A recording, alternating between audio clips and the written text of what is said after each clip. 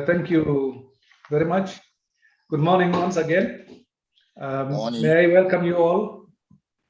In Nairobi, it is now 9 a.m., 9:02 a.m. to be exact. Wow.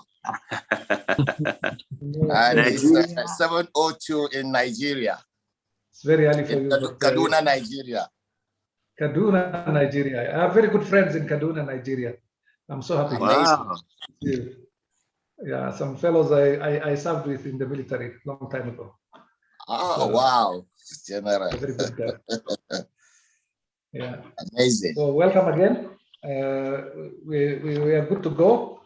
And I hope you are all comfortable now. Reverend, Yes. you're okay? Yeah. Yes. So Bongo, you're set? Yeah. Jenna, I don't know what time it is in Rome now or Italy, wherever. I'm normally based in Rome, but at the moment I'm in the northern Italy. But I'm in Italy, yes. I think your audio has a bit of a problem. Sorry? Your audio is not very clear. You can't hear me. Let Now I me can hear you. I can hear you now. this. Let me try with this. Yeah.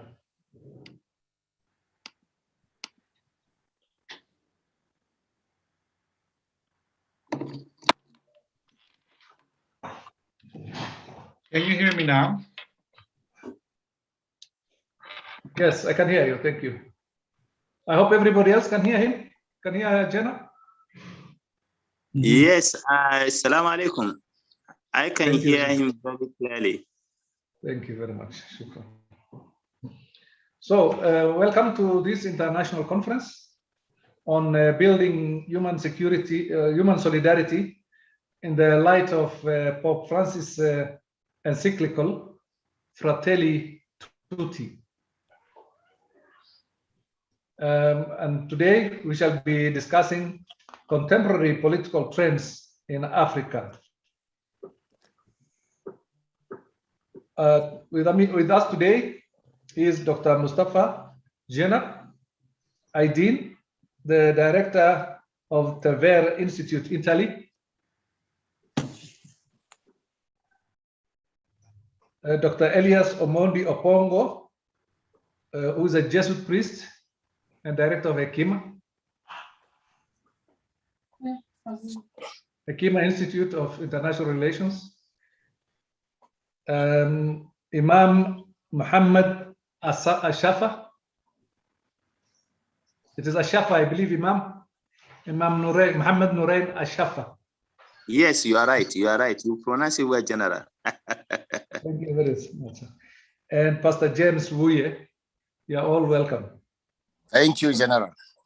Yeah, so we have 2 hours from 9 to 11, and therefore I'll be allocating 20 minutes to each of you to make your presentations and your discussions. If I may start, first of all, to introduce the subject.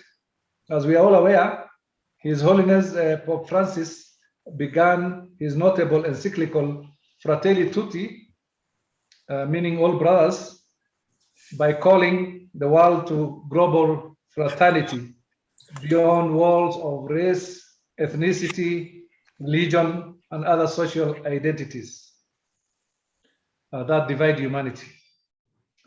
In the first chapter of the encyclical, the Pope, His Holiness the Pope, gave examples of various threats to humanity and politics of the future. As we are surrounded by armed groups and conflicts, it is clear that the challenge to humanity is evident in the existence of weapons of mass destruction, provocative social media accounts, fake news, corruption, and so on and so forth. Therefore, during this workshop, we'll be working on the current affairs of the world at large and Africa in particular, in order to draw a holistic picture of the issues that surround us. If I may be specific, the particular challenges facing Africa range from ethnic divisions, resource conflicts,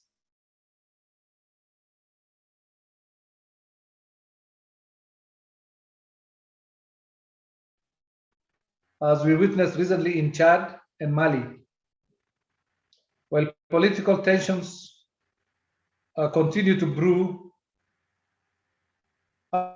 amid conflict in Ethiopia's Tigray region, and this has also involved Eritrea. In Somalia, we have protracted conflicts, and similarly in South Sudan and Mozambique, there are sectarian conflicts. Terrorist groups such as Boko Haram and Al-Shabab are still resilient. And this is made even worse by big power involvement, such as the USA, Russia, France, UK, and of late, the UAE, whose commitment to peace has been wanting. And the consequences of these conflicts are wide and varied, including political tensions, inflation of refugees, brain drain, food insecurity, lack of shelter, vulnerability to disease, poor governance, retrogressive politics, among others. The end of the Cold War and the rearrangement of the world order to a greater extent diverted the attention of the world from outside Africa. With the coming of the Trumpean politics in the US, unlike his predecessors, the US presidency seemed to have passed by Africa without much impact, without much positive impact, with the exception of a short visit by Melania Trump to Ghana, Malawi, Kenya, and Egypt. And this was also barely noticeable. We still have border disputes, both on land and maritime, that have blown up between Kenya and Somalia and Ethiopia and Sudan. On top of all this is the COVID-19 pandemic, which has immensely affected human security aspect and exposed the economic vulnerability in the region with already fragile health and sanitation infrastructure. So with that background, I would like to invite our first presenter, Dr. Elias Opongo. If I may give a brief bio of Dr. Opongo. Dr. Elias Opongo is a senior lecturer at Hekima University College and the director of the Center for Research, Training and Publications at Hekima University College. He is the former dean of Hekima Institute of Peace Studies and International Relations at the same university. Dr. Opongo is a Jesuit Catholic priest, a peace practitioner, and conflict analyst. He holds a PhD in Peace and Conflict Studies from the University of Bradford, UK, United Kingdom, and a Master of Arts in International Peace Studies from the University of Notre Dame in the USA. His research focus is in the areas of transitional justice and post-conflict reconstruction, ethics of just war, state building and democracy, community peace building, and extractive industries. He has carried out diverse research projects in areas of proliferation of small arms, state fragility, and conflict in Africa.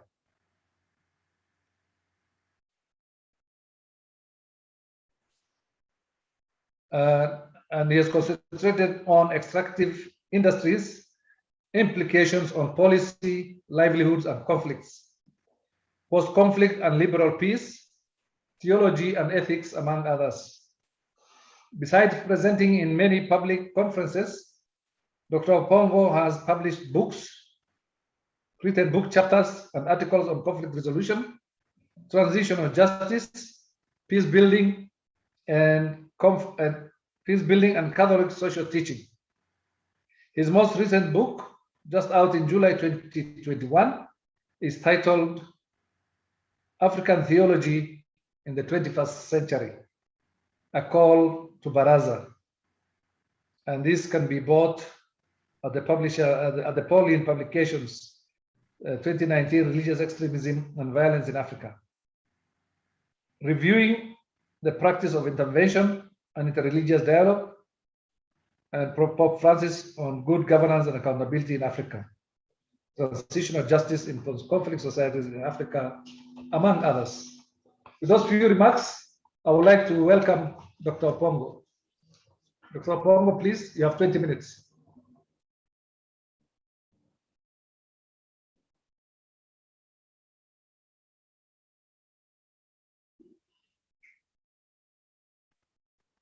Sorry, I was a bit muted there.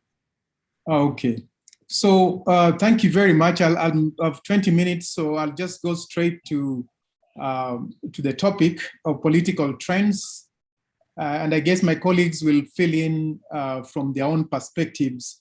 If we look at the overview of our continent 2020-2021, we did make some progress, but the COVID-19 became a bit of a challenge to us during this particular period. The projected economic growth was 3.9, but then by 2021, we had hoped we'll reach 4.1. We are not yet there as a continent. We've experienced the challenge of COVID-19, but that has come with a lot of corruption in how the monies for COVID-19 have been used. So Africa has also faced the vaccine appetite, witnessing poor countries in Africa struggling to get their populations vaccinated. Most have only managed close to just about 2%.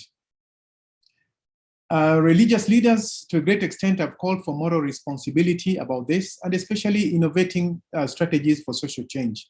And Pope Francis has strongly mentioned that when we look at this, the COVID-19 has actually taught us on how we are the same, and we need to work together in order to face the challenge in the continent.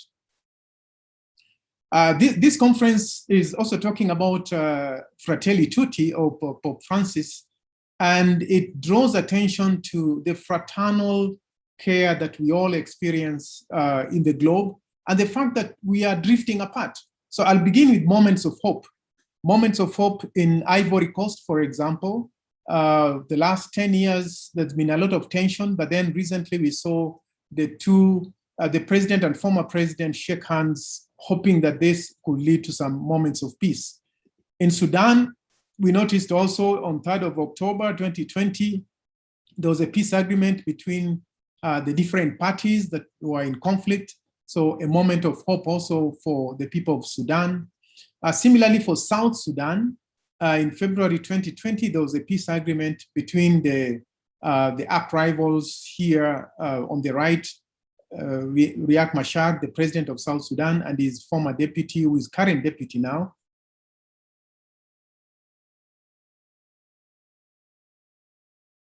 A peace agreement. Now, in Zambia, just recently, we witnessed something very positive. The incumbent president was defeated and accepted defeat the next day. And there was a handshake, and the two agreed to move forward. But nevertheless, this continent still has a lot of challenges. In the year 2020, 2021, there were 17,200 distinct events of political violence. And out of this, over 37,600 deaths or fatalities were reported between 2019 and 2020. So we are really not at a comfortable situation. Secondly, we've seen also that some countries which were in conflict in 2019, 2020 are still facing different kinds of political challenges. The Democratic Republic of Congo, Somalia, Mali, Cameroon, South Sudan, Mozambique, that has been faced by these extremists, jihadists who have been attacking different towns, Uganda, political violence witnessed during elections, Ethiopia, Burkina Faso, and Nigeria.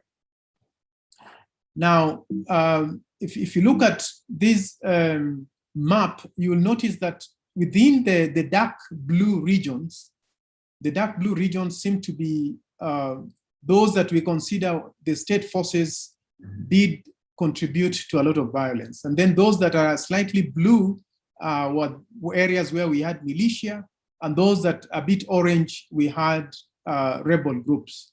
So you see that we have a whole variety that we may have to claim from different parts of the continent here. Displacements have also been witnessed across the continent.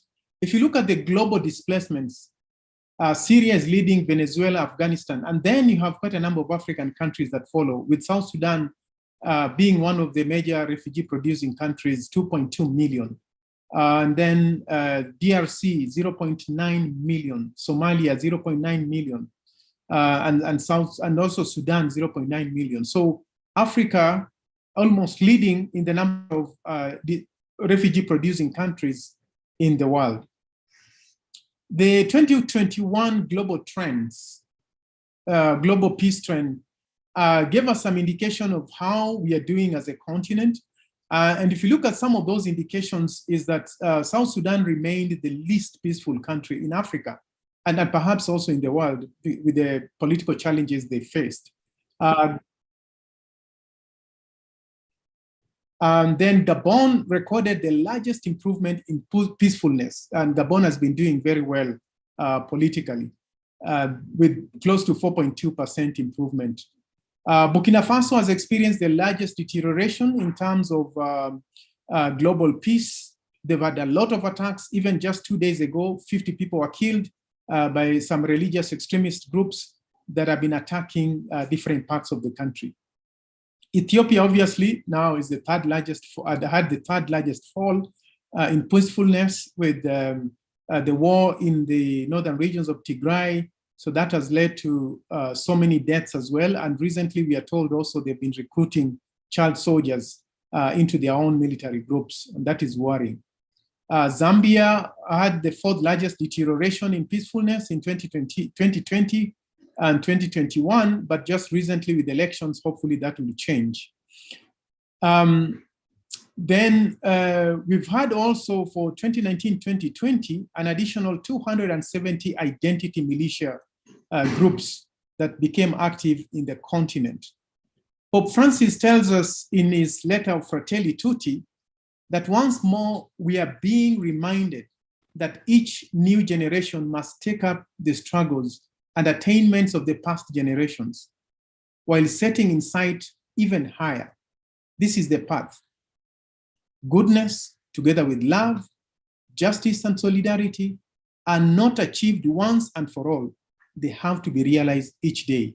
So the constant struggle to realize that peace, as Pope Francis reminds us in Fratelli Tutti, is with us on a daily basis.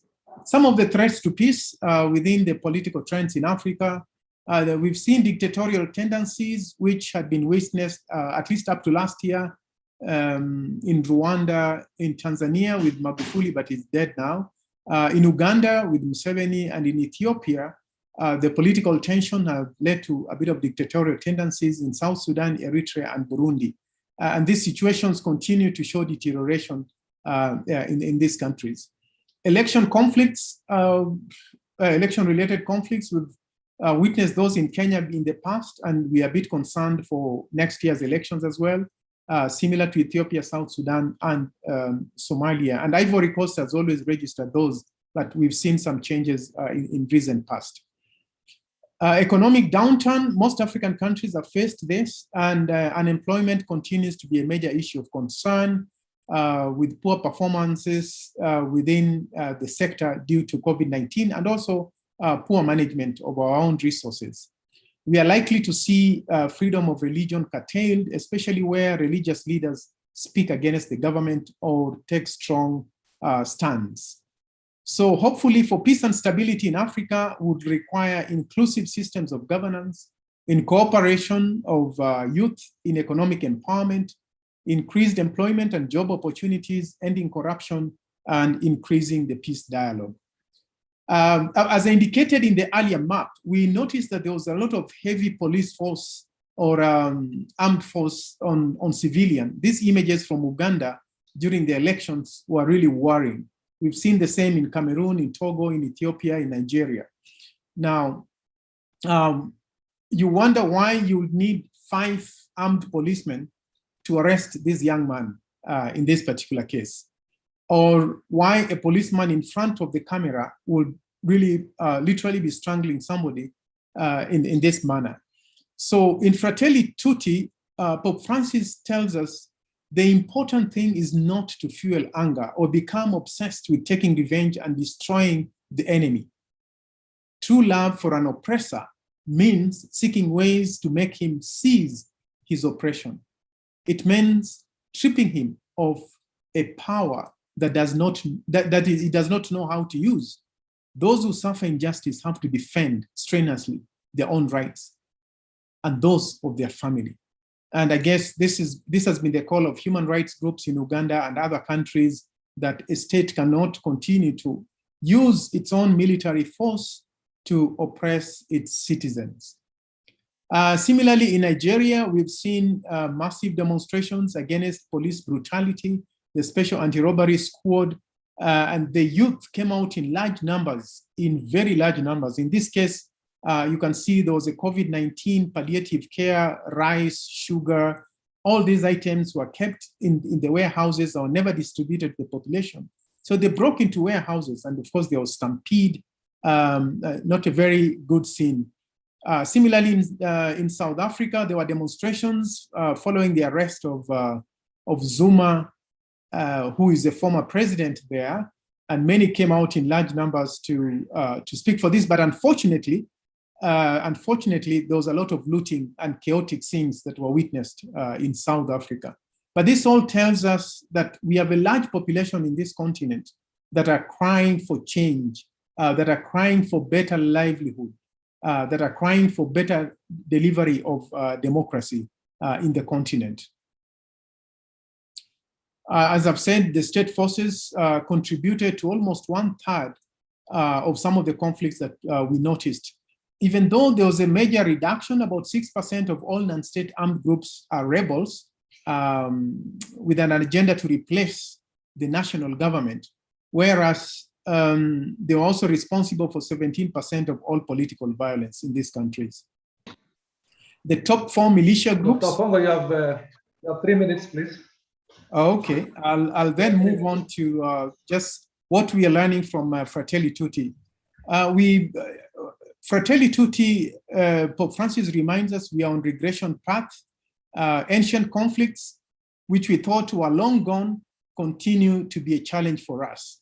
And he also reminds us that there's a lot of economic exploitation that are being imposed, in a sense, bringing only one Western culture or cultural colonization that we need to address. So I'll see 4 main points from Fratelli Tutti that are really of relevance to us. Number 1, human fraternity, that we have a great opportunity ourselves as people of faith to push for common goal and common values. Number 2 is social friendships. We cannot bring change if we don't commit ourselves to that kind of social friendship, working together, creating networks. Like we heard yesterday, most of our speakers were talking about these social networks that we need to build. And I think this conference is actually meeting that. Social dialogue, we need to talk to each other in order to defeat violence, either as religious leaders, as political leaders, as civil society. We need to talk. Third, we should not forget the poor. Fourth, we should not forget the poor, especially the kind of inequality we continue to experience in our continent today. We need to see that change happen. And so the kind of agitation for change that we like to see is experienced by these particular moments of hope. And I'll just end this by this other last call. One, as religious leaders or as people committed to peace, we need to do scenario building, contextual analysis of where we are in order for us to identify where we can be more effective. We need to audit our strength. Where can we be most effective as religious leaders? We need to do a religious leader power analysis. And then number 3, we need to be united in values. There are so many things between Christians and Muslims, and Hindu and Baha'i and other faiths that we can benefit from in building the kind of values. One is common good, option for the poor, integral development, respect for the environment. And then we need to enhance interreligious dialogue for social change. Thank you very much, ladies and gentlemen, and thank you for the opportunity to make this presentation. Thank you very much, Dr. Pongo, for that elaborate presentation.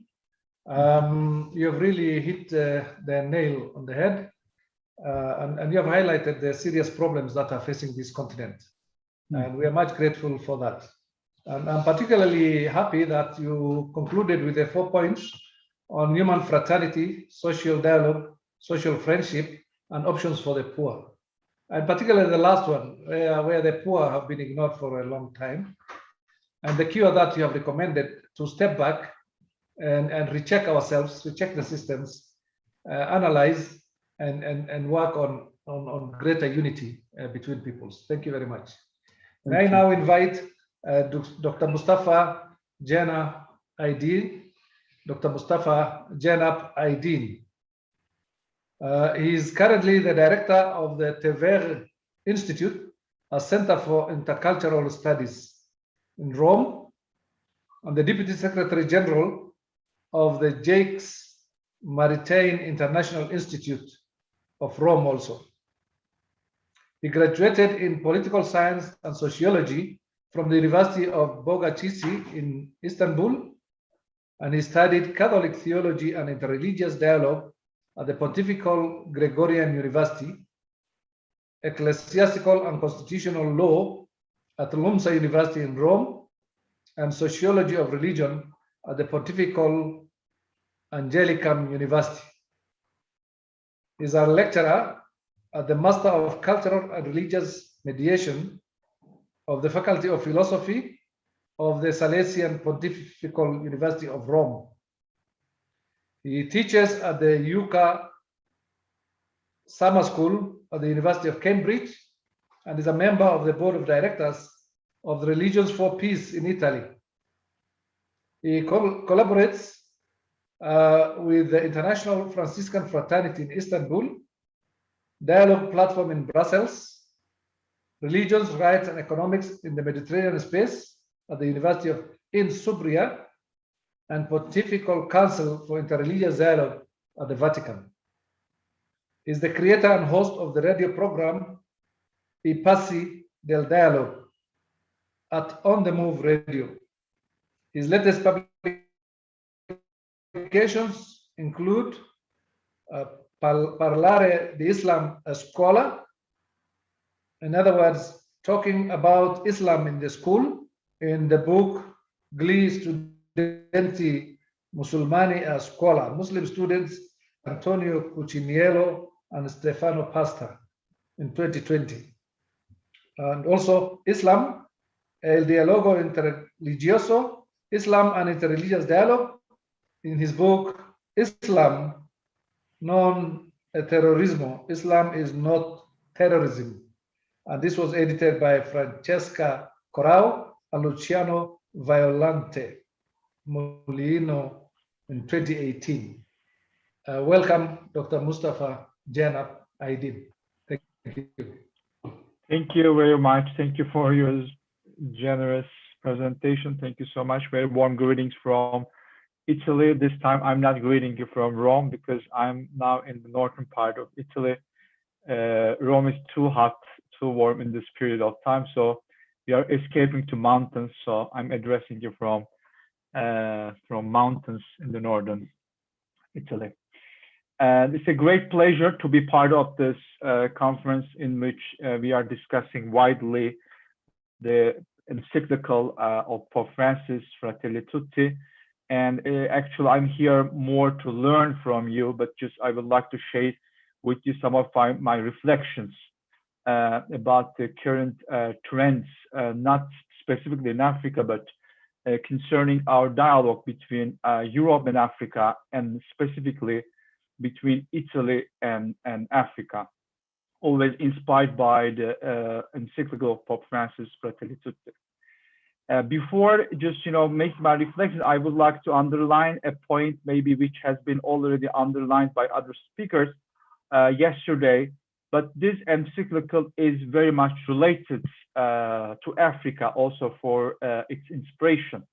Because as you know, at the beginning of the encyclical, Pope Francis makes a direct reference to another document of Abu Dhabi of February 2019. That document was co-written by Pope Francis and Ahmed Al-Tayyib, the Imam, the Sheikh of Al-Azhar University in Cairo. So this the first part. I mean, this is an African inspiration because, you know, it's related to the Egypt, where the highest Islamic university, the most respected Islamic university is located. And that is this encyclical is a fruit of this brotherhood and friendship between Pope Francis and Sheikh Ahmed Al-Tayyib.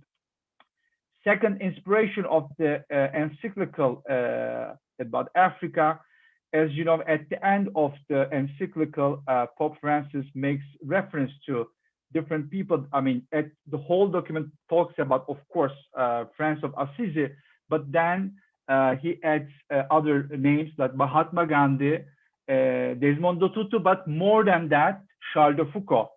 And with the finishing with a prayer of Charles de Foucault. As you know, Saint Charles de Foucault was in Algeria for many years, living with Tuareg. And then this encyclical starts with Ahmed El-Tayyib, Egypt, and going to deserts of Algeria with Charles de Foucault. So, I mean, symbolically, I see a very important connection between the spirit of this encyclical and the African continent.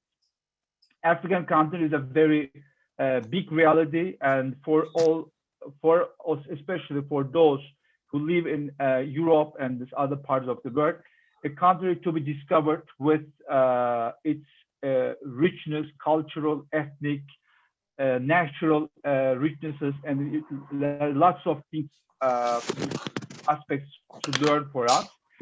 And from this perspective, as you know, there are several cooperations, especially in the sense of the European perspective, because European Union has a specific attention to Africa through Pan-African program set up in 2014, in which the areas that European Union is focusing is political dialogue and the Pan-African governance, education and skills, research and technology, continental economic integration. Beyond that, African Peace Facility, again established in 2004 as a response to a request by African leaders, and European Emergency Trust Fund, and beyond that, Africa Investment Platform, EU Africa Infrastructure Trust Fund. There are several. These are the, main instruments of the European Union to be not only in dialogue with Africa, but to establish sustainable relations with Africa. Because the relation between the European Union and Africa, if we go to the past, of course, we have too many wounds to be healed. There are too many points that we have to work in order to establish a reconciliation, but then there's a good opportunity for international cooperation. And in this sense, the area that are uniting European continent and the African continent is, we say in Latin, Mare Nostrum, Mediterranean Sea. And this Mediterranean Sea has, as you know very well, it is the old Mediterranean basin is where actually we call where the human civilizations and especially the Abrahamic faiths were born, and actually they were transited from the southern part of the Mediterranean to the northern part of the Mediterranean. So as we are now, trying to analyze the political social situation in Africa and its relation with European Union and the whole world in terms of international politics, to go back to the Mediterranean spirit and that dialogue, which actually has been promoted for many centuries, in which that we are trying to understand how cultures, religions, ethnicities exchange between each other, and then what they have actually created, as we call today, what does it mean really a human person, and back to the idea of the encyclical, how does human persons could actually feel themselves as part of a human family. Today, millions of Africans are living in Europe, and especially, first of all, they just came for the labor force, but now through education opportunities, more and more Europeans of African origin becoming, leaders and having more professional, positions, and they are becoming always an important point of reference to establish these bridges between two continents. And since, as you know, Italy has a very vital and important role in this dialogue. First of all, with given her geographical situation, Italy, most of the time, also unfortunately, we remember with some tragic events. Whenever people from Africa would like to reach to European continent. And sometimes we have some tragic moments that just people could not make it onto, up to the Italian shores. But whenever they arrive here, and most of the time they are very, very welcome. And that this role of Italy also supported by a different, I will say, institutional instruments. Just I would like to remember Italy, through Italian Foreign Ministry, celebrates each year 5th of May, the foundation of African Union with different activities, events. This is not only happening at the institutional state level. There are several initiatives departing from Italy to reach out African people to promote sustainable development, education, and reconciliation in different parts of the African and the continent. This is the first part that I would like to, share with you. Maybe I would say just our background about, how we can just, map out the African and the European dialogue, especially dialogue with also Italy and Africa. But now I would like to go to over some points of the encyclical Fratelli Tutti in order to reflect with you the opportunities that we can actually derive from the suggestions and wisdom of the encyclical. There are several issues that could be discussed, and then between European and the African partners, how can they actually, develop together an idea of human fraternity that could actually help out. Not only, I'm just not talking about that the Europeans maybe just that's they usually consider that something from Europe could help Africa, but Fratelli Tutti actually helps us from a different point of view, meaning that, in every human person, in every society, there are so many, richnesses that we can actually, learn from each other. And I'm sure that you have several times heard from your European or other friends from different continents. Now Europe, people at intellectual level, but also societal level, and everyone in Europe, people trying to find out what does it mean really Ubuntu? How can they actually apply to their life? What just do the spirit of Ubuntu so that they can just promote this sort of social cohesion and bond in their society. And given that, that just because that is the spirit of Fratelli Tutti invites us to have an idea of dialogue, and in which that we constantly learn from each other, not only accepting our differences, not only respecting our differences, but there's open-mindedness to learn from each other to enrich, our human experience. Another point that we can actually focus together, that Pope Francis warned us also he has already warned us in Laudato Si, but in also other discourses, that we have to be aware of throwaway culture.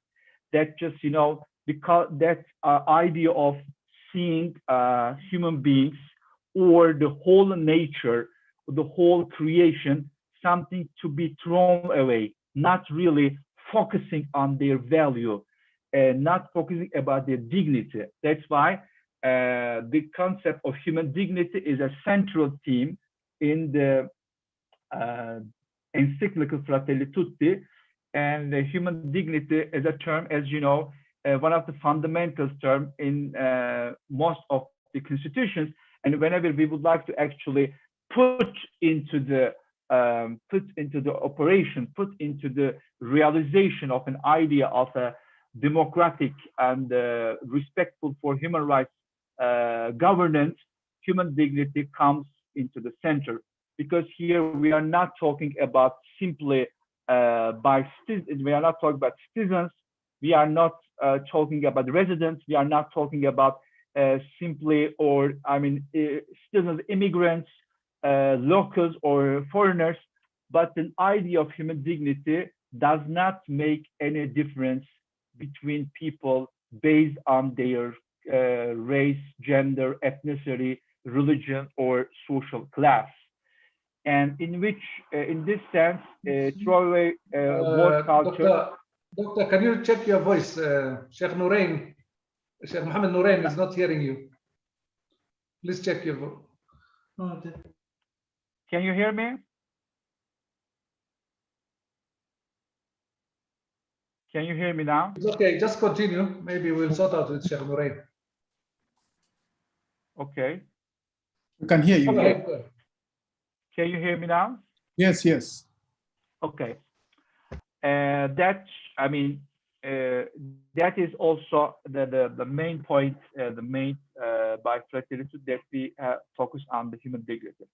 Another point that actually really relates our topic of today, that we actually not only imagine, but actually realize a world without borders, because our world is really becoming more and more, we started calling it a global village, but now the whole idea of communication and transportation not only made it a global village, but that global village, that just, proposing something without borders, especially during the pandemic, we have really rediscovered again, we are so much interconnected and interdependent.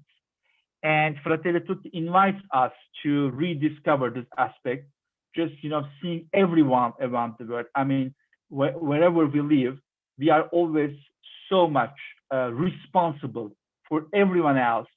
And that's why, as you know very well, just 2 days ago, Pope Francis invited everyone else, not only to be vaccinated, but he invited the international community to make the vaccine for everyone else, available for everyone else, and calling it act of love, and called vaccine as a common good, providing a vaccine for everyone else as a part of the common good. Another topic of Fratelli Tutti, which is so much, I think, related to African continent, but also elsewhere, especially now we are witnessing something similar in Afghanistan and somewhere else. One of the latest chapter of the document, the relation between religion and violence.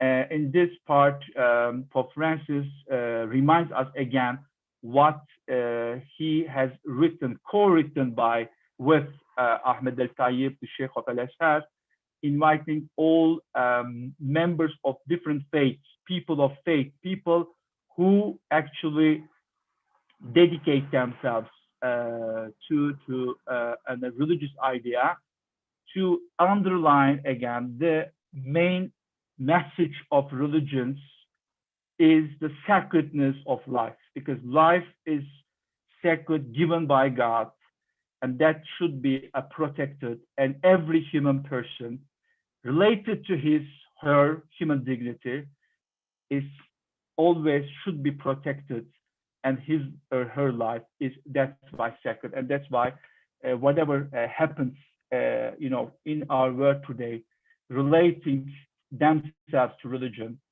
and putting the name of God, upon and hatred and upon these terrorist activities could not be accepted by any faithful, and that is also underlined by the encyclical Fratelli Tutti. And last but not the least, I would like to, just finish. You have 5 minutes, sir. Sorry? You have 5 minutes. You have got 5 minutes left. I'm finishing. Thank you so much. I'm finishing, and actually, I'm again would like to finish citing to the last numbers of the Fratelli Tutti that Pope Francis making this call to that time when he had written that blessed Charles de Foucauld. Now he became saint, and that's why I'm just changing this word only. And Pope Francis says, Saint Charles de Foucauld directed his ideal of total surrender to God towards an identification with the poor, abandoned in the depths of the African desert. In that setting, he expressed his desire to feel himself a brother to every human being, and asked a friend to pray to God that I truly be the brother of all. He wanted to be, in the end, the universal brother. Universal brother, that was the title of Charles de Foucauld. Yet only by identifying with the least did he come at last to be brother of all. May God inspire that dream in each one of us. And I join this prayer of Pope Francis. And I think whenever we also focus on the political issues and our relations between different continents at international level, even though we usually recall the rules of diplomacy, the analysis of geopolitics, we should actually bear in mind whatever we are doing, we do as human persons. And whenever we meet someone, let be politicians between politicians, diplomats among diplomats, military officers among military officers, so on and so forth, or representatives of NGOs or representatives of international organizations. Also, they are part of the human family. They are also human persons, which are actually depicted in the Fratelli Tutti as brothers and sisters of the same family. And that's why my hope and my vision, inspired by Fratelli Tutti, also that we can actually promote this idea of human fraternity also in some areas like politics, diplomacy, and the military, etc. Also from this perspective, and not just excluding these areas, thinking that are not part of the relation between human persons as brothers and sisters. Thank you very much for your patience. Thank you very much, sir, for that informative engagement with us.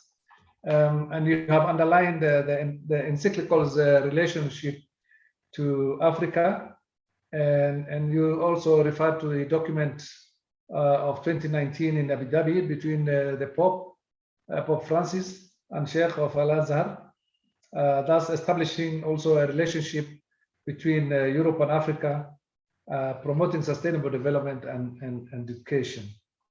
And you followed that with the intellectual level and societal level of engagements in relation to Ubuntu and the idea of dialogue that you have promoted. You have also cautioned us not to throw away, not to engage in a throwaway culture, and to concentrate more on the importance of human value and human dignity. And of course, you've also noted global village as it was and what it's becoming now. And you could not overemphasize the interconnectedness brought about, or rather brought out, by the pandemic and the relationship between religion and violence and the need to consider life as sacred. Thank you very much for your very knowledgeable engagement. May I now invite Imam Ashafa and Pastor Dr. James Movell. Imam Ashafa. Imam Dr. Muhammad Nurain Ashafa is the co-executive director of Interfaith Mediation Center, Kaduna, Nigeria, which is a faith-based non-governmental organization, which he co-founded in 1995 and works to end violent clashes between Christians and Muslims in Nigeria.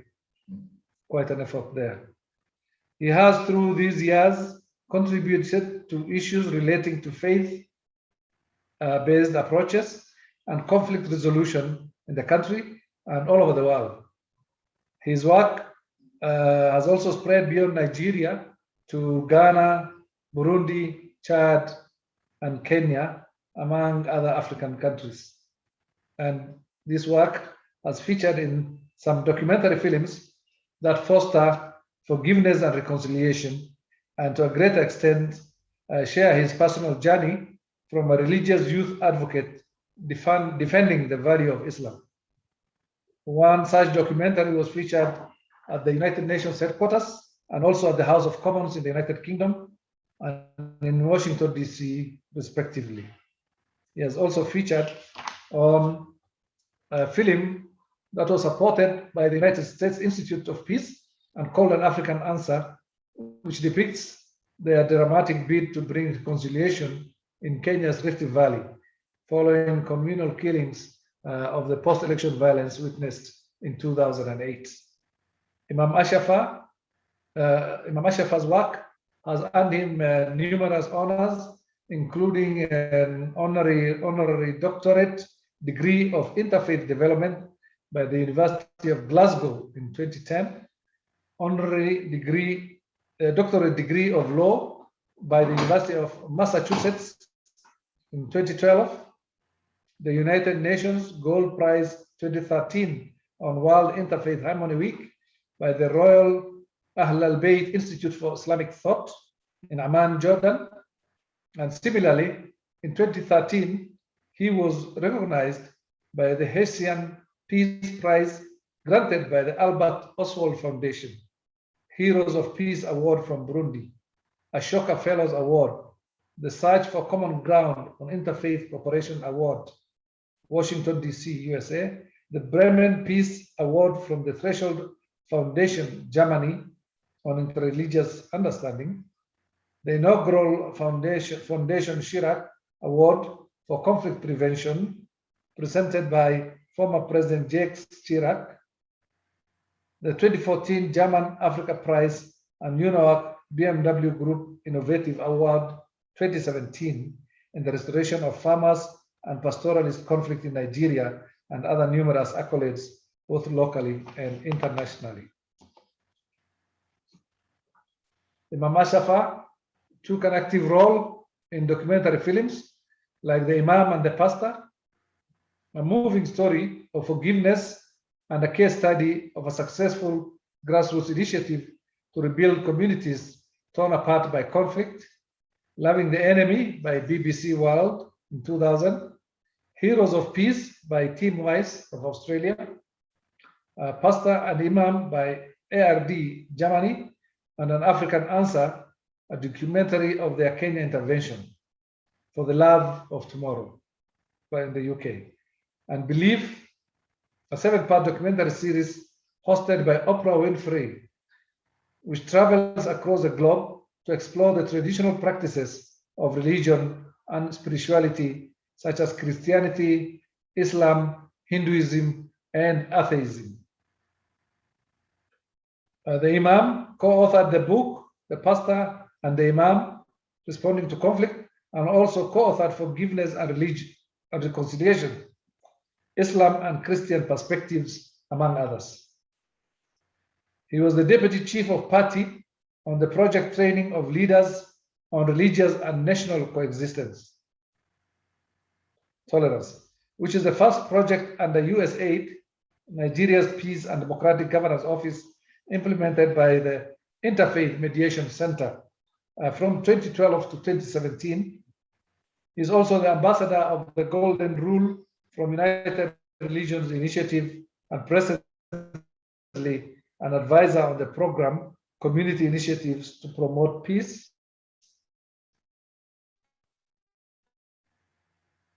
US organized in the 500 Islamic influential figures around the world for his effort in development in line with his peace-building efforts across the globe.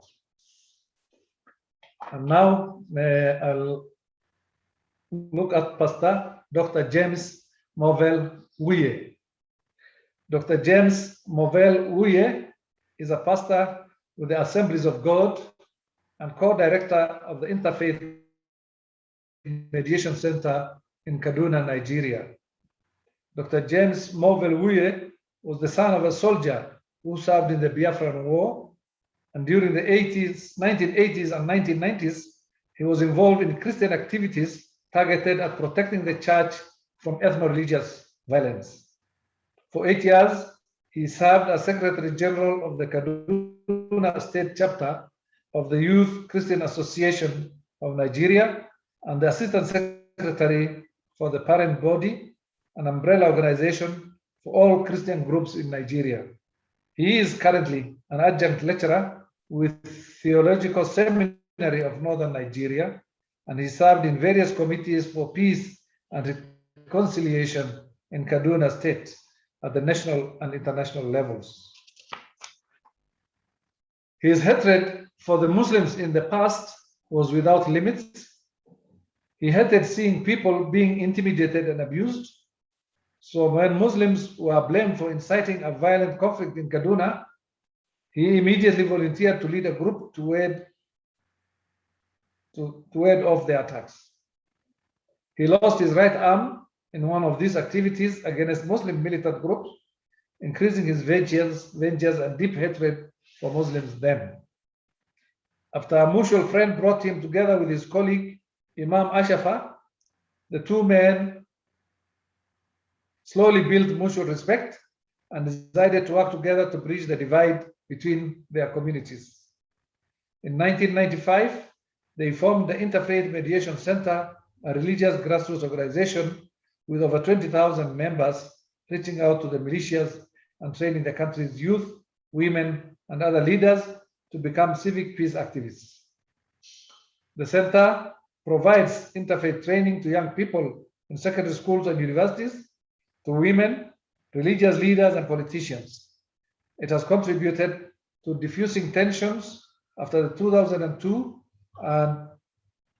violence, and in 2011, clashes in Kaduna and Yelwa Shendam in Plateau State and other communities in Nigeria.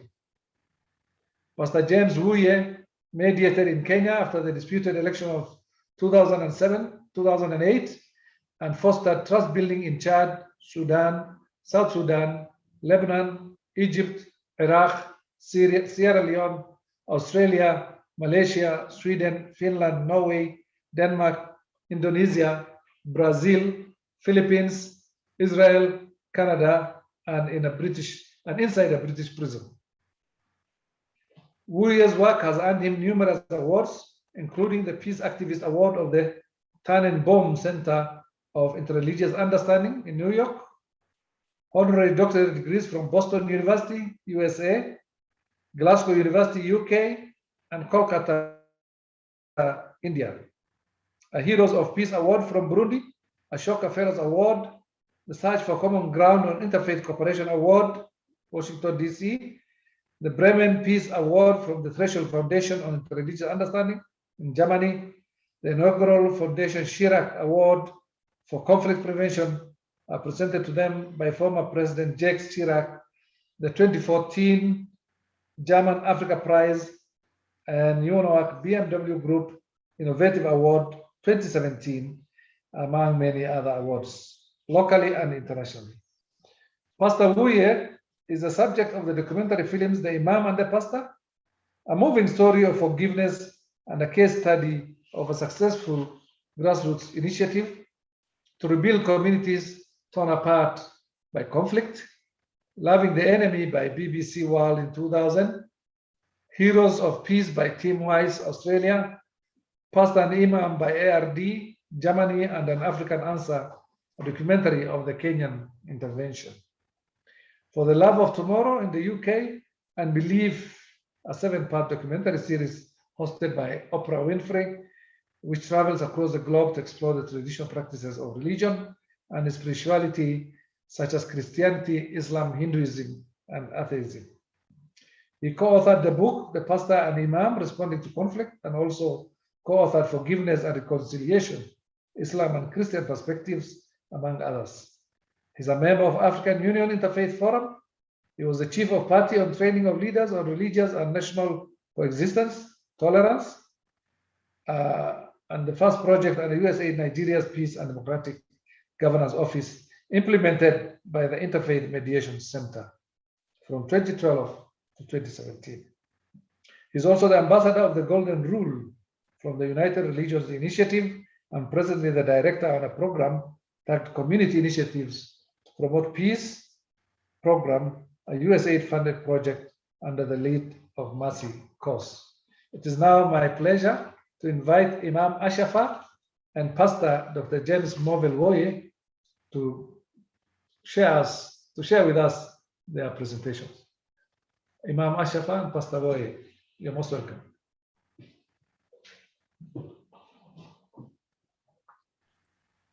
I think Imam Ashafa should have the first go as we are following the series in the picture. So Imam, over to you, and God bless you as you speak.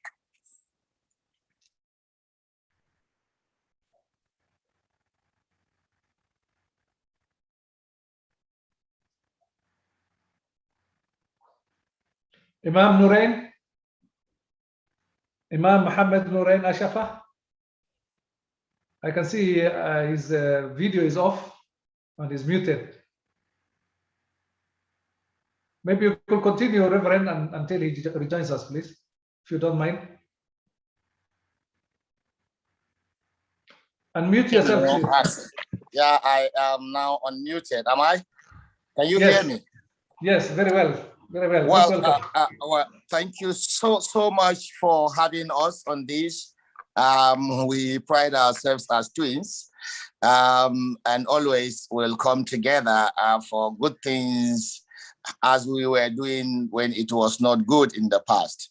To be on this special panel to discuss fraternity, a clarion call by His Holiness to all people of the world to imbibe the cultures as enumerated by my co-presenters who have actually done justice to that document. Is to say, in addition to some of the issues they have navigated through from going to Southern Africa, to the Horns of Africa, to Northern Africa, to the Sahel region, I do not need to repeat what has been said.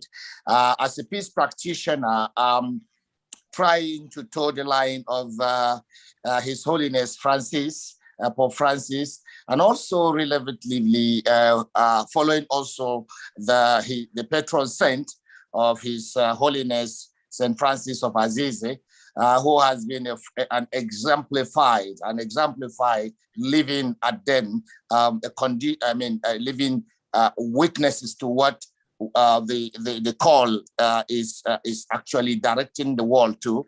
I am in concomitant with all that His Holiness have shared in this special document. But I like to go back to looking at some of the practical challenges that I will say, in addition to what has been enumerated, that why we have the challenges that we have in Africa as also the clarion call that actually superimposes itself to what the Africans are passing through, is to say, one, we have lack of inclusive government. Lack of inclusive government in Africa has been the bane for what we are suffering, and the call that was made to allow us look at even what necessitated this talk today. Number two, there is this drive for inter-ethnic dominance. Inter-ethnic dominance where even in clans we have challenges. When we talk about inter-ethnic, there are also issues of intra-ethnic challenges, as we can find in the stories of countries like Somalia, countries within Nigeria, countries, even the challenges in Cote d'Ivoire, the challenges in Mali. It's all about inter-ethnic dominance that is either propelled by the narratives that are given to people in order to divide the nation. And that has led to issues of migration and people leaving their country for what we call bad governance related challenges. There is also fear, the fear of the future within the African continent. People do not know when enough is enough for them. They keep accumulating. And this is also driven by the flamboyant lifestyle and the drive to westernize the African nation by trying to look outside. Of course, we have two driving forces within the African continent. We have the Arabanization of the African continent, including the westernization of the African continent. And in between that, we have players that either committed or have their alliances with the East, the Middle East, or the Europe, generally the global North.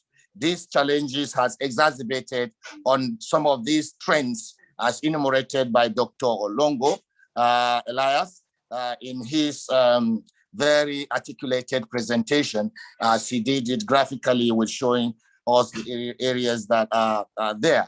And there is this pull and push factors that makes people migrate, needs, like I say, need to be identified in the context of the various nations so that pragmatic solutions can be articulated and the political will need to be harnessed. We have, not that we do not have policies, the African country by now have a lot of policies that have been developed to address some of these challenges, including migration challenges. But unfortunately, the greed of our leaders has caused us to go down the drain, and we have all the other things that's enumerated by our previous speakers. Then we have, like I said, the collaboration between the African greedy politicians and their collaborators in the West. The things that bother some of us, particularly in the Saharan sub-region, is that resources stolen or corruption that had endemic, I think it's even pandemic in Africa, has their Western collaborators. Where do they take this to? And recently in Nigeria and other African nations, when monies are stolen, they are either taken to Europe or the Caribbean, or they are even taken to Dubai in the Middle East. So the challenge of the pull and push factors of these two cultures are exacerbating on the political terrain in Africa, and hence the need to really readdress our challenges.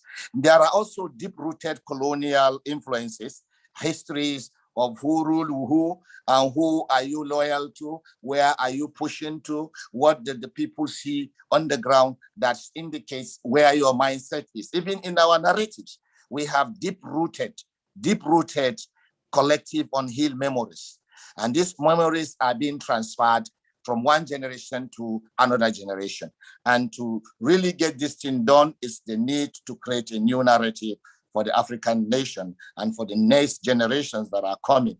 Otherwise, we will have a challenge that we will not be able to handle. And so these issues of migration. Now, from what we have seen, there are those regular migrants who leave as a result of they have certain things to do in other parts of the world. There are undocumented migrants who also leave the country and go through methods that are dehumanizing methods and processes that you will not wish your brother or sister to go through, as enumerated by His Holiness Pope Francis. And so the call that he has for a clarion call for us to do that.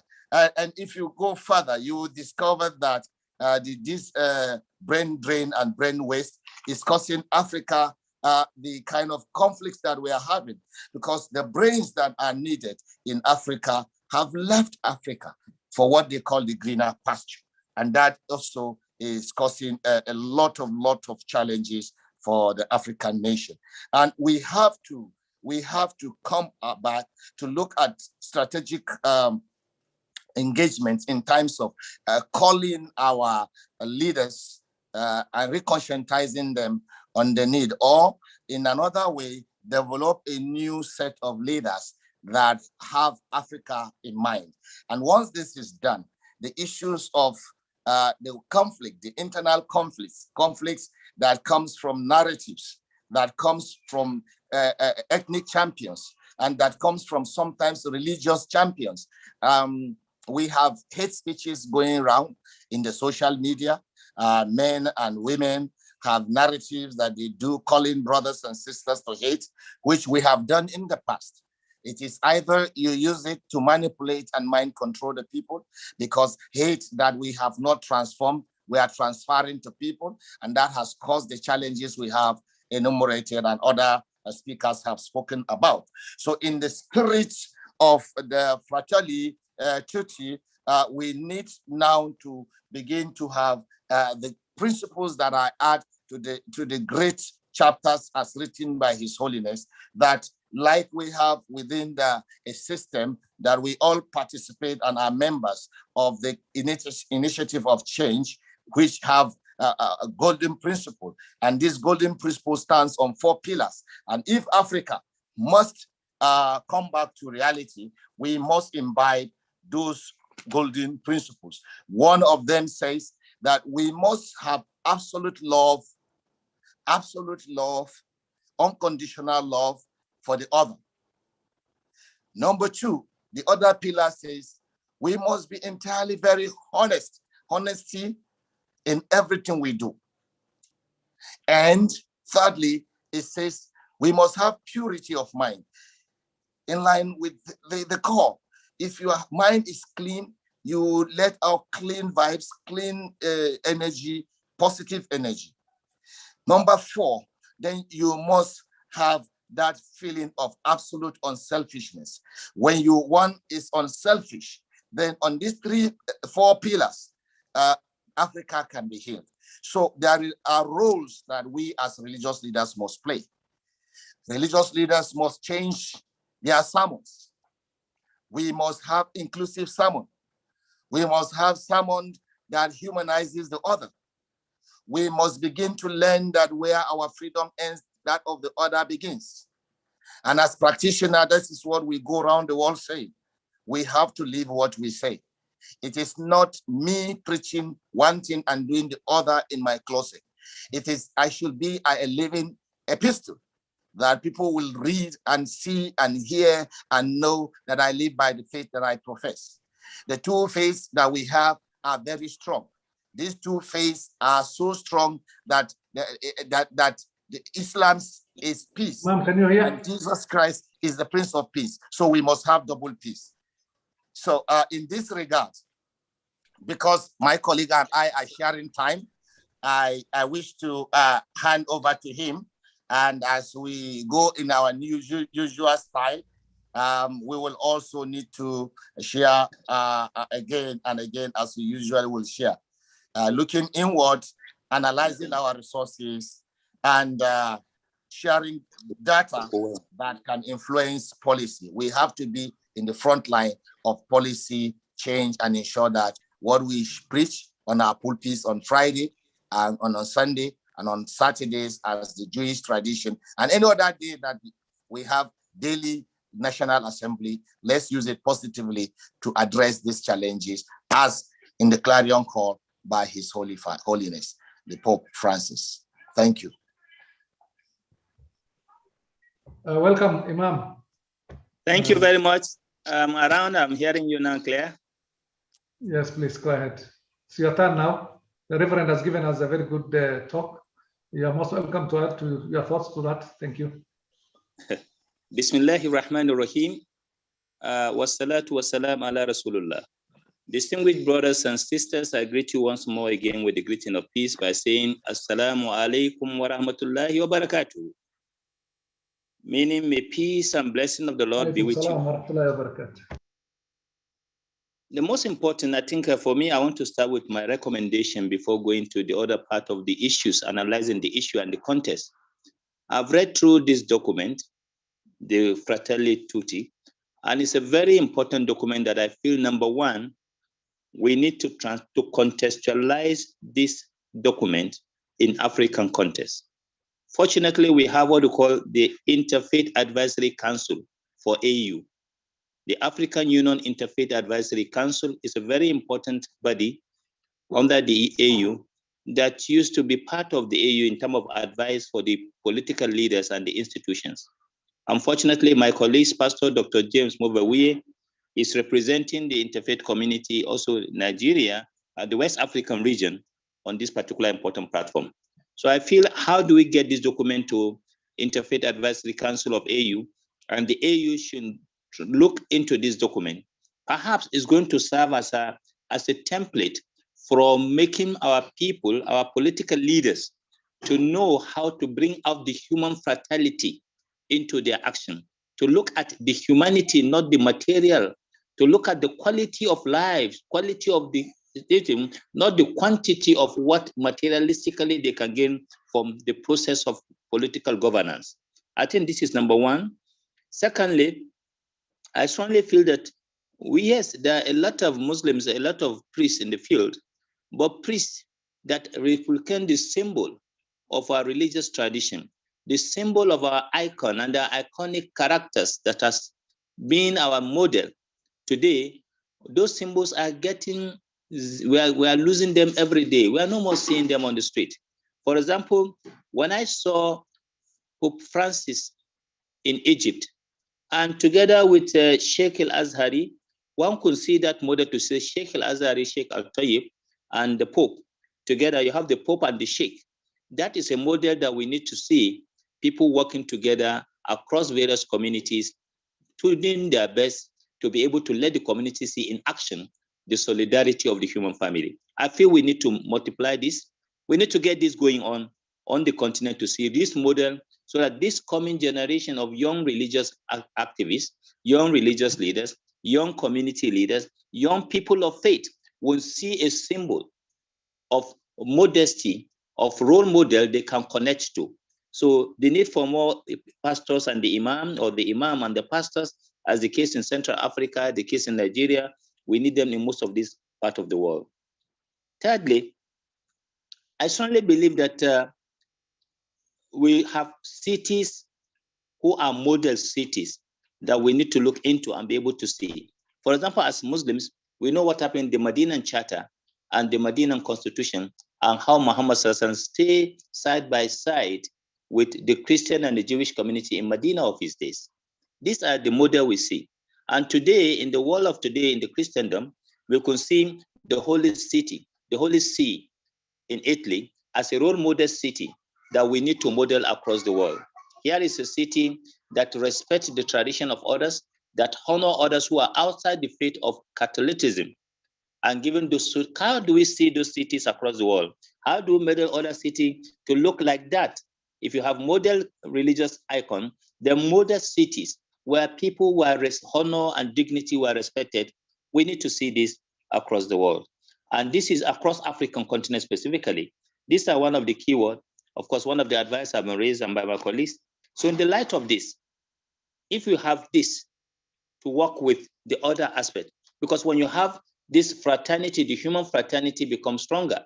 as the Pope has clarified 10-point agenda in his document. However, the four most touching for me are those 4 important points. Number 1, the human fraternity. Today, we are losing our humanity. On the African continent, the Ubuntu culture of the Ubuntu is a key important culture. And our religious tradition as children of Abraham, in the Abrahamic tradition, the golden rule of loving for your brother what you love for yourselves, love for your neighbor what you love for yourself, is a golden principle in our Abrahamic tradition. But both Judaism, Christianity, and Islam uphold this value and honor this value and see it as a cherished value. How do we bring it to play? Because the human fraternity is a key important thing. But today, in the African continent, what happened to this? Why is the spirit that says it takes a whole village to rear a child? Why is today we become the vampires in our society? Number 2, the social friendship, which is a key important drivers of cooperation and collaboration across the human family. We are missing that cooperation. People are now put in boxes, especially in my country, Nigeria. You are first and foremost, instead of seeing you as a citizen, they see you more from your ethnic perspective. After ethnicity, you are safe, then it comes to geographical location. If you are safe, then it comes to religious persuasion. If you are safe, then it comes to the Nigerian nation state. So the conflict of identity, these layers of identity have been turned into negative usage. How can we have a mechanism of social friendship that will help us to address this important challenge? Number 3, the concept of social dialogue. Social dialogue over issues of social development, issues of cooperations that will help us to move into the future. They are key important things that we are missing on the African continent. So today, instead of dialogue, everybody is thinking of iron fix. Instead of shaking hands, working together, is iron fix. We need to fight it out. And we have seen that across our continent, and we see the consequences. And that will tell us so much more. To say today is unfortunately that on the continent of Africa, we have seen the reason for politicization of religion and religionization of political process. When we talk of politicization of religion, we can see that very clearly on 3 important countries. One, we can talk about Somalia, where religion has become a tool in the hand of politicians, and we saw the consequences in Somalia. Likewise in my country, Nigeria. Then you can see the same thing in northern Uganda with Joseph Kony and the Lord Resistance Army of Uganda. We can see that clearly how religion has been hijacked for politicization and agenda that has nothing to do with religion. And we can see the game changer in the case of South Sudan and South Sudan, even with what is happening. And we can see it clearly in the case of Egypt, the former government versus the new government, the rule of religion, where should religion play, where religion should not play in Egypt. We saw it very clearly. And we can talk so many countries that have bedeviled with those particular important challenges. And coming back to my country, Nigeria, when we talk of social dialogue that gave us to social cooperation and the issue of option for the poor, it's an option for what? For the poor. Today, the poorest of the poor have no option but to take arms. And that you can see in my own society, in my own country, Nigeria, the level. If you look at poverty index, it says the poorest countries in the world are much more from Nigeria. The poorest start from Sierra Leone, Liberia. These are the most poorest country among others on the continent. And when you look at the poverty index, my beloved brothers and sisters, you can see that Nigeria is rated, one institution in the US rated as poverty capital of the world. Poverty capital of the world. This shows to me that why should Nigeria be poverty capital when you have the richest African from Nigeria? The issue is that human fraternity, the social friendship is missing in the context of the community. And that's why the Pope Francis captured it very succinctly to say we need to look at the social friendship, we need to look at the social dialogue, and which will create an enabling environment for building bridges of moving people out of poverty level. Our heart and spirit of compassion won't come to play. And when we look at the issue of peace index, when you become religious, religiosity is supposed to create a template for peaceful environment and social environment for you to grow. Unfortunately, in Africa today, instead of we've been one of the most religious Africa, in fact, for me, Africa is the most religious continent. highly religious, but at the same time, less godly. Highly religious, but less godly. The most religious. But when it comes to godliness, which have to do honesty, purity, sincerity, unselfishness, unconditional love, as my colleagues has mentioned, they become missing link. And that's why, for me, this is a key important factor. And we can see that in CAR, we can see it in Somalia, we can Democratic Republic of Congo, we can see it in the Sudan, and we can see, of course, the case is very obvious and very clear when it comes to Nigeria, where we are highly religious, but at the highest level of corruption and poverty capital of the world. This shows to me clearly to say that Nigeria that we have today, this is not the Nigeria of our dream. How do we stop politicization of religion and religionization of our political process in this part of the world? How do we have people to model after St. Francis of Assisi, who go into social dialogue and go into engage in dialogue at the time with the Fatimiyya Khalifa during even the crusade? When the bullet is flying, the religious leaders are engaging and talking among themselves. How do we have our religious leaders today to come up clearly in the spirit of fraternity tutti, in this spirit of this important document? The Pope have shown the way. It's left for us not only as children of Abraham, including people of other faith on the continent of Africa, either you belong to Buddhism, Hinduism, Shinto, Confucian, Taoist, Zoroastrian, or African indigenous religious traditions. They need to see this document. This document is talking about redeeming the image of the human family. And that is what I saw in this document. And that is what I read clearly. And I believe strongly that for us to succeed in the face of the challenges confronting Africa, African governments, the inter-religious agencies, the Ministry of Religious Affairs across this country need to have access to this document. Look at this document, work with this document, translate this document into formal languages in your own country and see how we can. And when I look at the document, I see the executive summary of the document. That executive summary of the document speaks a lot. Just give a succinct summary of the spirit of what our Pope Francis was really meant and the message he sent across. And I believe that in every nation in Africa, most of the country in Africa have Ministry of Religious Affairs. Most of the Africans or have agency that is in charge of religious persuasions. Can we take this document, work with it, to look at the continent of Africa and be able to say, yes, we can work with this document. There are many other similar documents, but this is a very heart deep.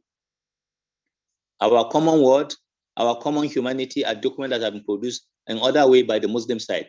Can we get similar document from the Muslim side that has come, work, put the two together with that of Pope Francis, and be able to multiply them and say, we need to work with this document and be able to create a template for our nation to be a better place. When we look at the continent today, on the continent of Africa, the issue of pandemic, epidemics is ongoing. What do we do? For us from Interfaith Mediation Center, we produce an interfaith protocol, a working document for faith people, faith communities to be able to address the issue of pandemic or epidemics that is befalling any community. These are some of the things I expect to see other religious leaders across addressing social issues, not just sitting down on deeply theological ritual issues. Today, the essence of ritual is to connect to the human family. God has nothing to do with your sacrifice. God has nothing to do with your offering in Islam. And at the same time, I learned in Christianity, if you have a grudges against your brother and you bring the offering to God, God doesn't need your offering. What he needed most from you is ability to build the human connection, which our Pope called social friendship. And I pray with this important small input, we'll be able to see into the future that Africa we hold will move back to the ideal of Africa, which become a saving space for Jesus Christ in his childhood, a saving space for Islam in its infancy, bringing Islam back to Abyssinia in Ethiopia, and the infancy Jesus into Egypt. We need to be a saving grace for the whole world, a saving space, a comfort place for people across the world. So therefore, for me, the deeper the essence of this message is for you and me to say, we need to work with this document and we need to translate it into action.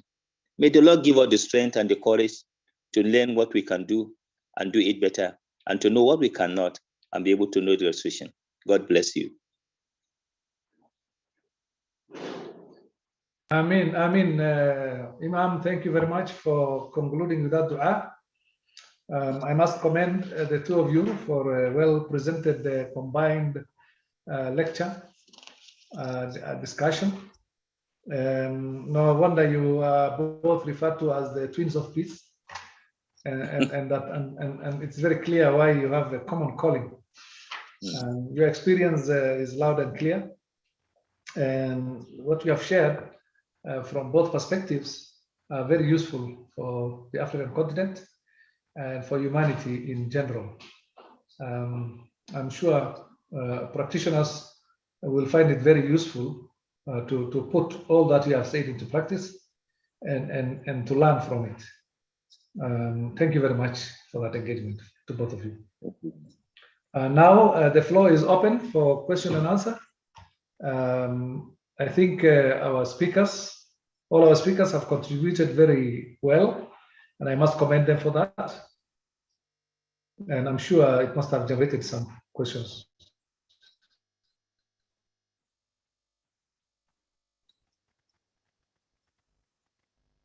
May I ask Dr. Opongo if you would like to add anything?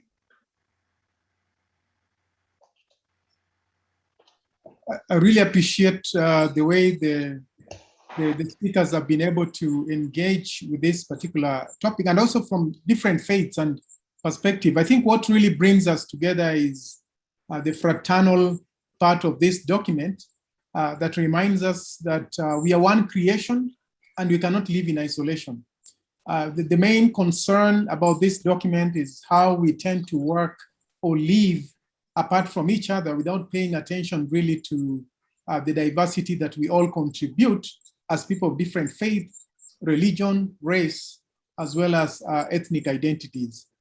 So mine is just really an appreciation of how we're really moving towards the kind of the same thinking, and our religions also seem to push for the same.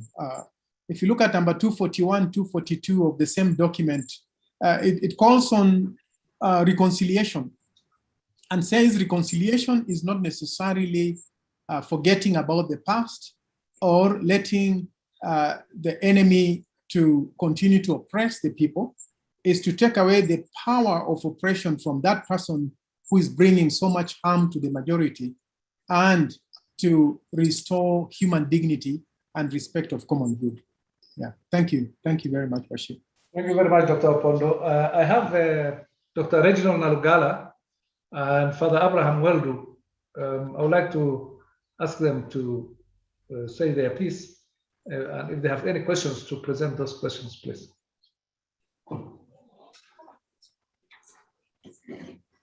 Unmute yourselves.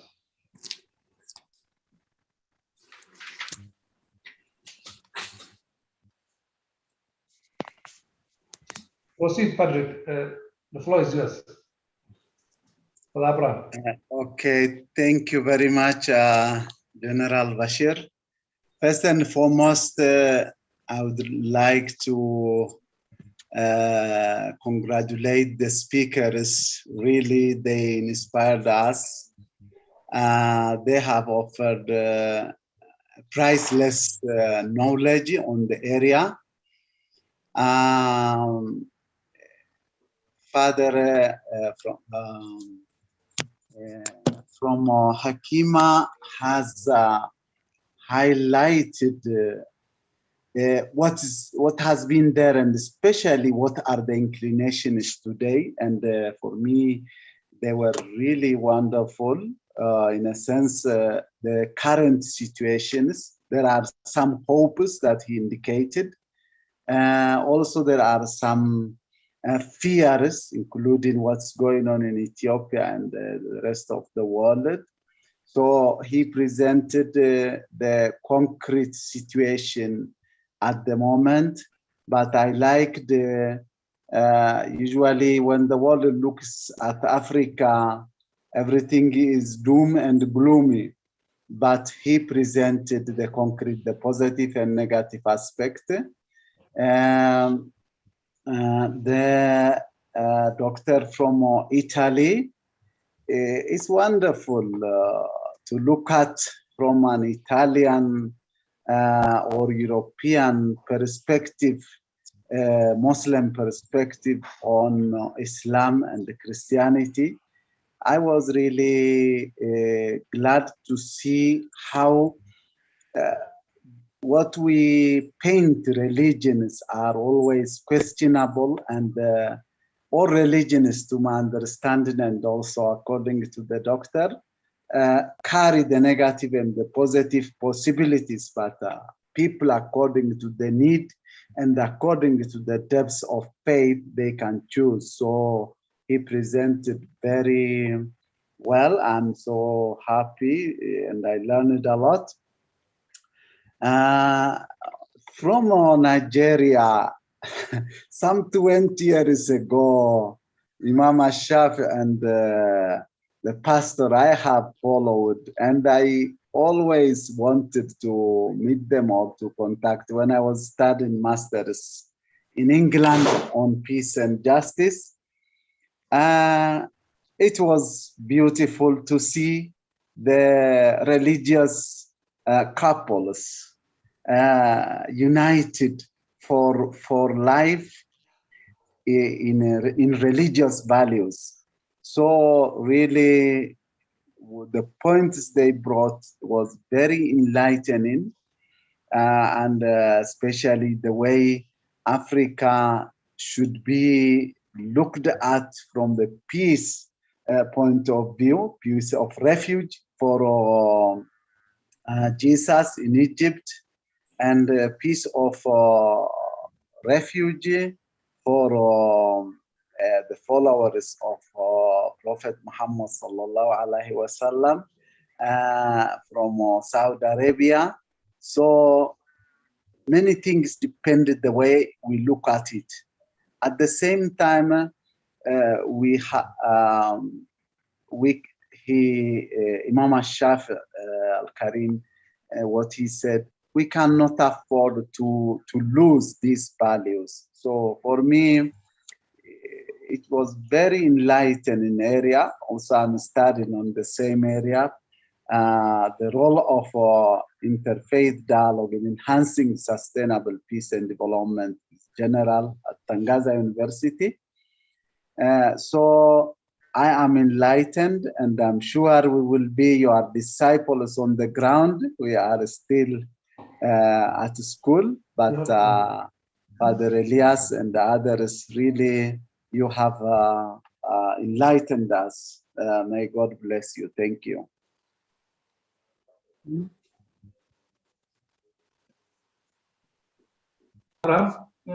For your kind contribution. Dr. Reginald, are you with us?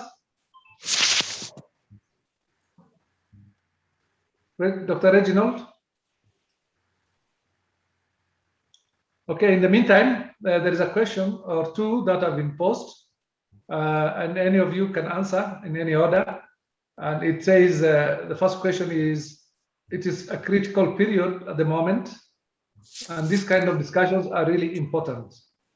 What kind of programs do we need to initiate the restoration of godliness and good human virtue?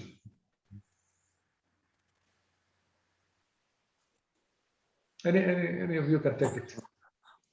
Okay, I see Imam pausing to take, but as he lingers, I want to say one of the critical things to do is what is happening today on this platform. And for me, there is the need to escalate this dialogue. And escalating this dialogue means bringing together people who have constituency to speak to.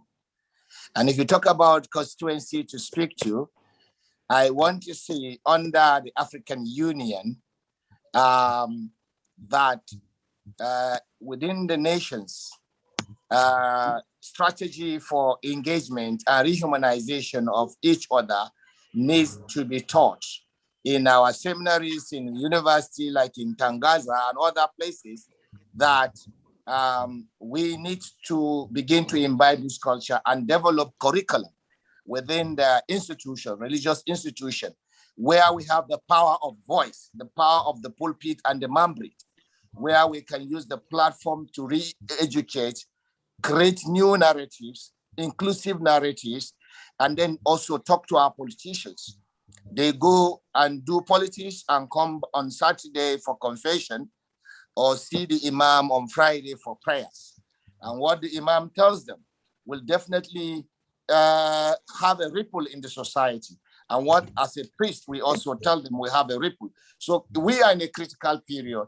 Let's engage all the stakeholders to begin to develop a new narrative for Africa, a narrative that shows the love, the narrative that is in the prayer, that is in this document, which the Pope have given us. And that prayer, I like to say, it says in the last chapter of that prayer, may our hearts be open to all people and nations of the earth. May we recognize the goodness of the beauty, and may we that you have shown in each of us, and thus forge bonds of common projects and shared dreams. Amen. And that will be the remedy to look at this in this critical period. Let's escalate the prayers and let's share it. Thank you. Thank you, Reverend. Thank you very much. Dr. Pongo, you look like you want to say something, but before that, maybe Sheikh Mohammed Nourain would like to elaborate further. I think one of the important things is that he put the topic very straight, saying the restoration of godliness.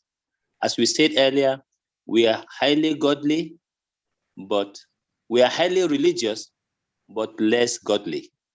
How do we bring godliness into our worldview? And I feel one of the most important is African Union and the leadership of the African continent have a very important role to play. And the first important role to play is under track 2 diplomacy. The AU Secretariat has many African peace missions. And the peace mission in all African peace missions, they have what they call the chaplaincy. And the chaplaincy is a faith base that motivates the military into action, into positive action, and to continue giving them resilience to move forward. That's what it serves as a lubricant for them. And I feel if they invest into chaplaincy, the African Union should look at the faith-based communities and invest, the government should invest in restoration of godliness and human dignity. When you bring back godliness, you are fighting corruption on the continent, because godliness and corruption are two opposite poles apart that cannot stay in the same point. And get religious leaders on the continent to move forward with these processes. And that's why I'm saying this mechanism, we have them. Fortunately, we have this mechanism here. And for the Muslim community, those who will not have access, they will remember the prophetic farewell message. The farewell message of Muhammad sallallahu alaihi wasallam is a key important document that is a replica. The summary of that message was almost as the same thing as was captured by Fratelli Tutti. So I'm looking at the context where this document, I repeat, this document, we pick those important elements in it and work each nation state. African Union set up the mechanism, and faith communities across intergovernmental agencies should work with it to restore. When we talk of restoration of godliness, we are talking restoration of human dignity. And when we do that, we inject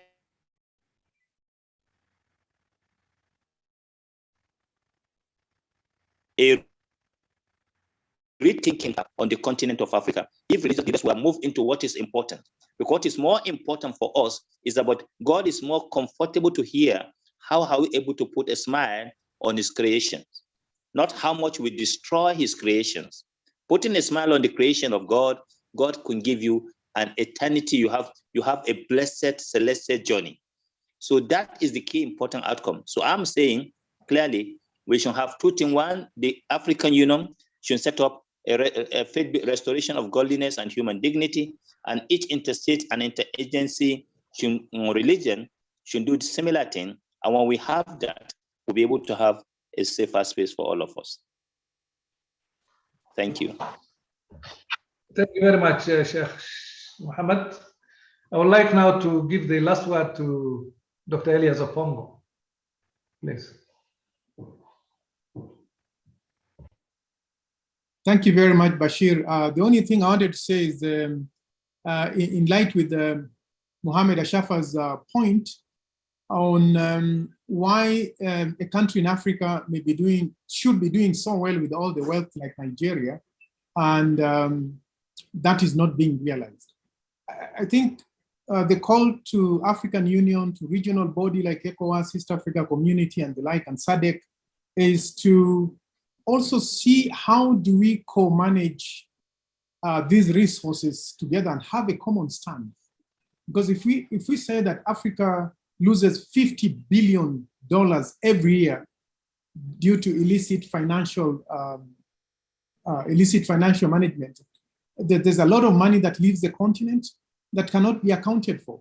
We have almost 30% of world minerals, and a lot of it is ending up in Europe and the US.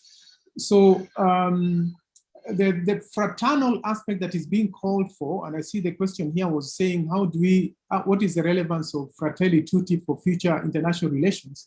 I think is to make use of those economic blocks and not to look at ourselves so much internally, just as a country, as an ethnic group, as a region, but also to think of the global humanity. And you can only think of global humanity if you have a love for your region, for your country first, and then look at how, as African countries, we can have a strong economic bloc. I'll give you two examples. Botswana produced diamonds for many, many years, and a lot of that diamond was being processed in Europe and elsewhere. Until about 10, 15 years ago, they said, no, we will produce it here, process it here, and market it here. Tanzania recently also began the process of purification of gold, mining and purification of gold. And they say, we will mine it here, purify it here, process it, and sell it from our own markets here. And the central bank will keep the reserves. So I think there are many examples we can learn from. But my last call is about the youth. The youth in the continent. This is one area we need to really strategically think, where in many of our countries, more than 50% of the population is below the age of 20. So that is really worrying. And I think if we don't do anything now, we have a time bomb there. Many youth who have no jobs, some with education qualification, but cannot access jobs. Can we begin to creatively think on how do we build our own continent with this number of youth that have been left out? Thank you. Thank you, Bashir.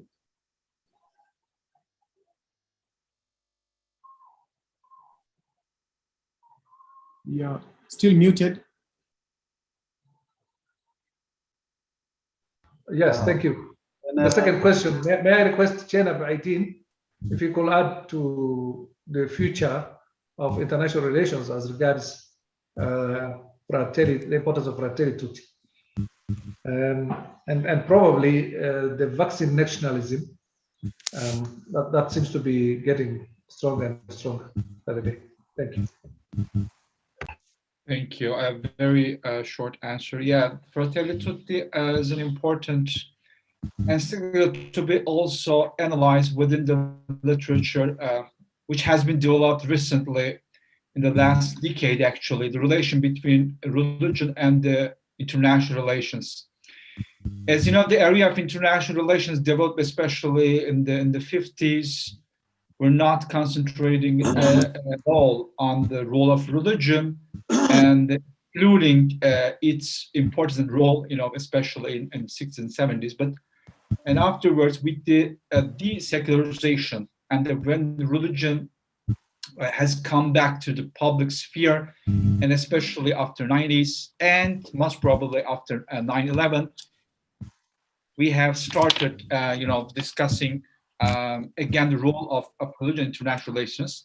Fratelli Tutti actually gives us a new perspective about that, because it's not only Fratelli Tutti does not only invite us to understand what is the role of a religion as a phenomenon or something, an object to be analyzed, but it actually paves a new way on which the actors, I mean religious actors at institutional level, but also human persons who have a religious affiliation, could positively contribute to promote an idea of international cooperation through human fraternity and social friendship.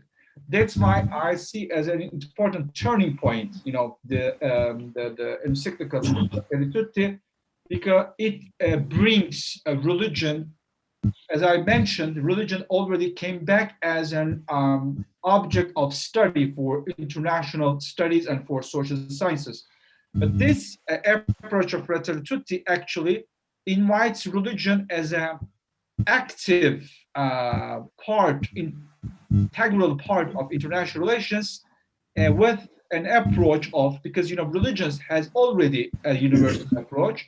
How can this gap between seeing this relation and interdependence among nations, how can be actually integrated into an idea of religiously or spiritually inspired idea of human fraternity and social friendship? Thank you.